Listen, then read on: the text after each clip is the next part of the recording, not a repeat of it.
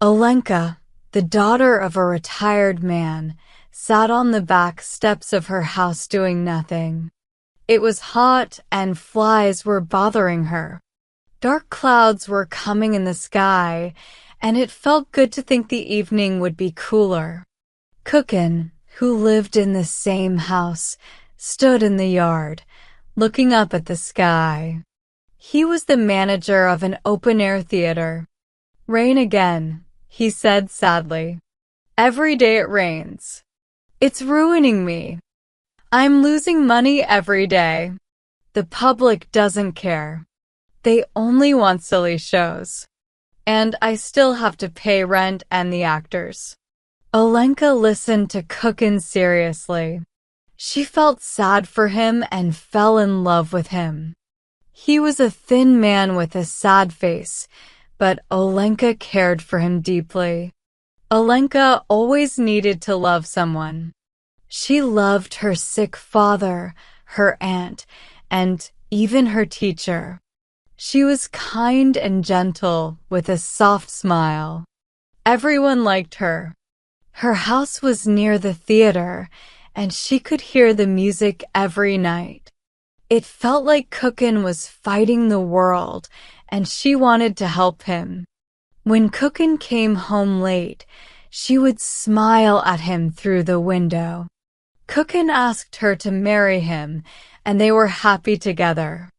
But it rained even on their wedding day, and Kukin still looked sad. They worked well together. Olenka helped with the theater, taking care of the money and paying the actors. She told everyone that the theater was the most important thing in the world, just like Kukin always said. "But do you think people care?" Olenka asked. "They just want the circus." Yesterday, the Nichka and I showed Faust Burlesque, but the seats were almost empty. If we had shown something silly, the theater would be full. Tomorrow we will show Orpheus and Hades. Please come. Olenka repeated whatever Kukin said about the theater and the actors. She spoke like him, saying the public didn't care about good art. She helped with the shows, corrected the actors, and even argued with the local newspaper when they gave a bad review. The actors liked her and called her the darling. She felt sorry for them and lent them money. If they didn't pay her back, she didn't tell Kukin. She only cried a little. In the winter, they were still happy together. They rented a theater in town and let other groups use it. Olenka became fuller and looked very happy, but Kukin got thinner and complained about losing money, even though he did okay that winter. At night, he coughed and Olenka took care of him, giving him syrup and wrapping him up in warm blankets. "You are my sweet," she said, stroking his hair. "You're so dear." During Lent, Kukin went to Moscow for work and Olenka couldn't sleep without him. She sat by the window, looking at the stars and feeling lonely, like a hen without its rooster. Kukin was delayed in Moscow, and one night there was a knock on the gate. It was a telegram. Olenka opened it with shaking hands and read that Kukin had died suddenly. Olenka cried, "My dearest, why did I meet you and love you? Who will take care of me now?" Kukin was buried in Moscow. Olenka came home, and as soon as she entered her house, she cried so loudly that people in the street could hear her. "Poor Olenka," the neighbors said. "She is so sad." 3 months later, Olenka came home from church, still feeling very sad. Walking next to her was Vasily Pustovalov, the manager of a lumber yard. He wore a straw hat and a white vest, looking more like a landowner than a businessman. "Everything happens for a reason. Olga Semyonovna, he said kindly. If someone close to us dies, it's God's will, and we should accept it. He walked her to her gate, said goodbye, and left. Olenka couldn't stop thinking about him. Soon after, an older woman visited Olenka for coffee and talked about how good and steady Pustovalov was, and how any woman would be lucky to marry him. A few days later, Pustovalov visited Olenka, and even though he stayed for only 10 minutes, Olenka fell deeply in love with him. They got engaged, and shortly after, they were married. Olenka and Pustovalov were happy together. He worked at the lumber yard, and Olenka helped him with the bookkeeping and orders when he was away. Lumber prices go up every year, she would tell people. We used to get wood from nearby, but now Vasily has to travel far to get it. She felt like she had always been in the lumber business. She loved talking about beams, planks, and wood. At night, she even dreamed about piles of lumber and wagons full of wood. Olenka agreed with everything her husband said. If he thought the weather was too hot, she did too. If he thought business was slow, she felt the same. They never went out to the theater or the circus because Pustovalov didn't like it and Olenka didn't either. On Saturdays, they went to church together, and on holidays, they went to early mass.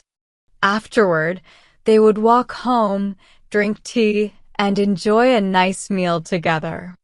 The house always smelled of delicious food, like soup or roast meat. Every week, they went to the baths and came home with red faces, happy and relaxed. We are doing well, thank God, Olenka told her friends. I hope everyone can be as happy as Vasily and I. When her husband, Pustovalov, went to buy wood, Olenka missed him a lot. She couldn't sleep and often cried.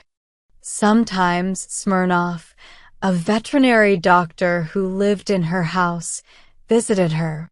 He told her stories or they played cards. He shared how his wife had cheated on him and now he sent money only for their son. You should forgive your wife, if not for her, then for your son's sake, Olenka would say as he left. When Pustovalov returned, Olenka told him about Smirnov's troubles, and they both felt sorry for the child. Then, they prayed to God to send them children of their own. For 6 years, Olenka and Pustovalov lived happily.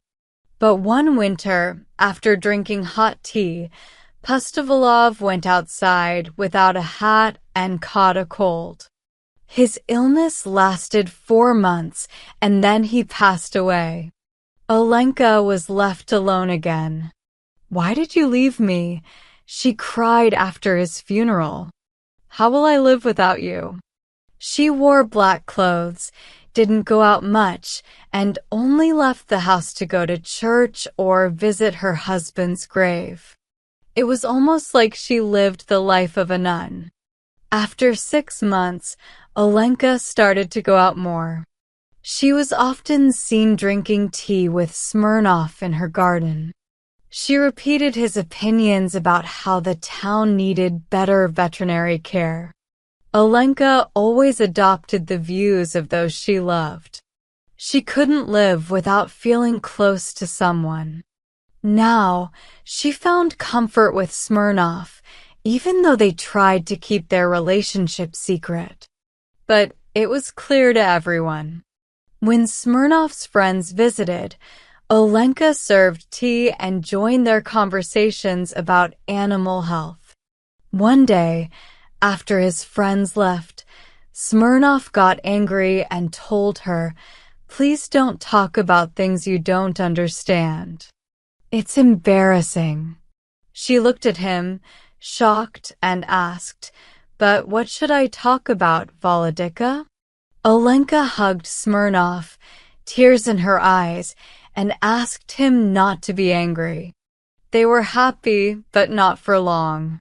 Smirnov soon left with his regiment, moving far away, almost to Siberia. Olenka was left completely alone. Her father had died long ago, and she had no one. She became thin and looked sad. People who once smiled at her no longer noticed her. In the evenings, she would sit outside and listen to the music from far away, but it didn't make her happy anymore. She felt empty and had nothing to say. She didn't even have opinions about anything anymore. She used to always have thoughts to share when she was with Kukin, Pustovalov, or Smirnov, but now there was only silence inside her. Time passed, and the town around her changed. New streets and houses were built, but her house became old and broken. Olenka grew older and sadder. She would sit on the steps, feeling lonely. Sometimes memories would make her cry, but the emptiness always returned. One day in July, while sitting outside, she heard a knock at the gate. She opened it and saw Smirnov. He had grown older and had gray hair. Olenka burst into tears and hugged him. She didn't even remember how they walked inside and sat down to drink tea. "My dear Vladimir, where have you come from?" Olenka asked, shaking with happiness. "I've come to stay," Smirnov said. "I've left the army and want to settle here.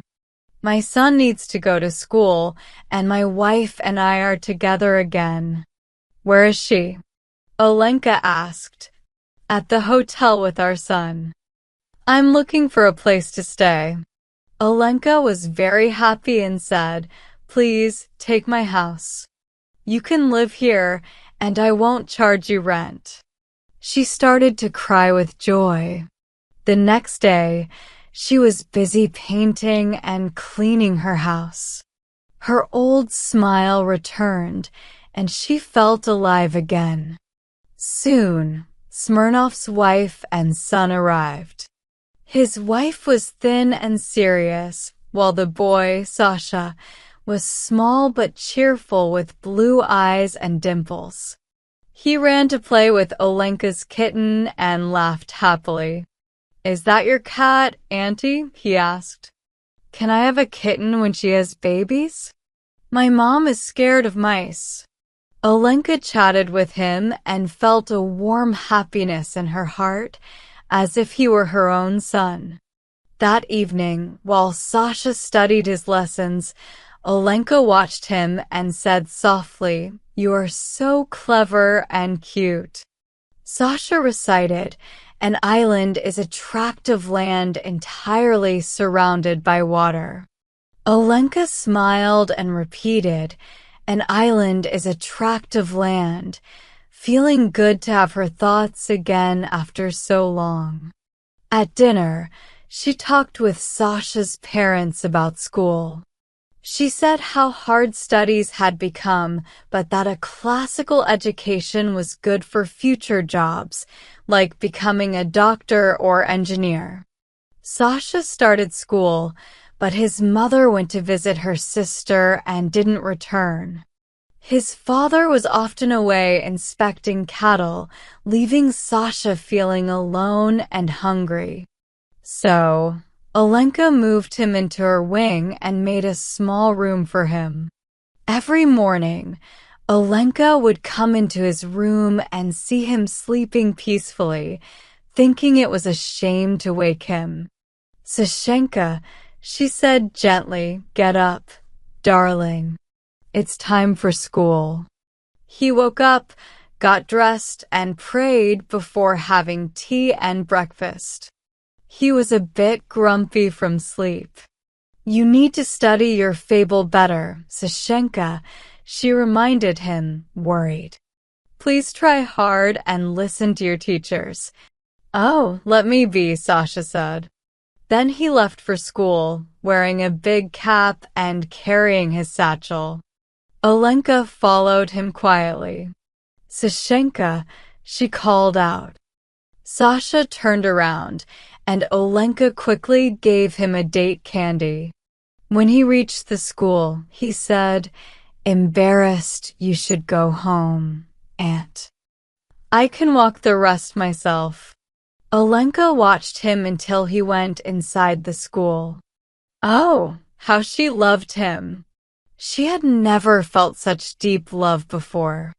For this boy, with dimples in his cheeks and a big cap, she would have given her life joyfully. After saying goodbye, she walked home happily, feeling full of love. Her face, which had become younger in the past months, shone brightly. People smiled at her as they passed by. "How are you, Olga Semyonovna?" they asked. "The gymnasium is very hard now," she told someone at the market. Yesterday, the first class had a fable to memorize, a Latin translation, and a math problem. How can a little boy do all that? She repeated what Sasha had said about his lessons and teacher. At 3 o'clock, they had dinner together. In the evening, they studied, and Olenka cried with him over the hard work. She spent a long time saying a prayer over him before he went to sleep. As she lay in bed, she dreamed of Sasha finishing school, becoming a doctor or an engineer, having a big house, and starting a family. Tears rolled down her cheeks as she thought about it, while her black cat purred beside her. Suddenly, there was a loud knock at the gate. Olenka woke up scared, her heart racing. She thought, a telegram from Kharkov. His mother wants him to come. She felt very sad and cold. But soon she heard voices. It was the veterinarian coming home. Thank God, she thought, feeling relieved.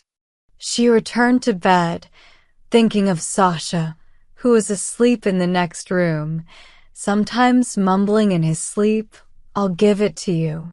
Get away. Quit your scrapping."